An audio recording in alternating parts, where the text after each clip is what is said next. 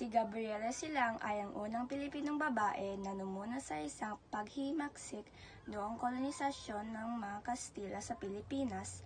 Noong namatay ang asawa niyang si Diego Silang, ipinagpatuloy niya ang pinaglalaban ng asawa. Siya ay ipinanganak bilang Maria Josefa Gabriela Carino Silang sa Canyogan, Ilocos Sur. Siya ay nagpakasal laban sa kanyang kagustuhan nang siya ay isa pa lamang menor de edad. Ang lahat ng mga pangyayaring iyon ay pawang kagustuhan lamang na kanyang ama.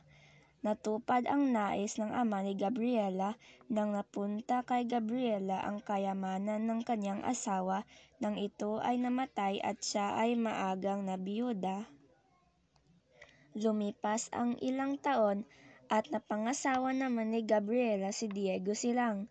Magiting na lumaban si Diego sa mga Kastila at napalaya ang Vigan. Sila ay nanirahan sa Vigan hanggang sa mamatay si Diego at muli nitong pagkabiyuda. Ang naudlot na pakikipaglaban ni Diego Silang ay buong giting niyang ipinagpatuloy.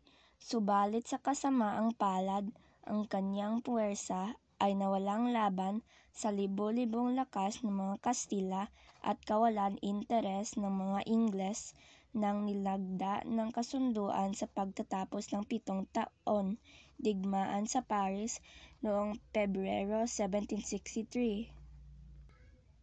Si Gabriela ay dinakip at binitay noong Setyembre 1763. Siya ay tinaguriang unang babaeng general at unang babaeng martir dahil sa kanyang katapangan at kagitingan para sa kapakanan ng bayan. Ang kanyang katapangan ang naging inspirasyon ng pagtatag ng partido pampolitika na Gabriela.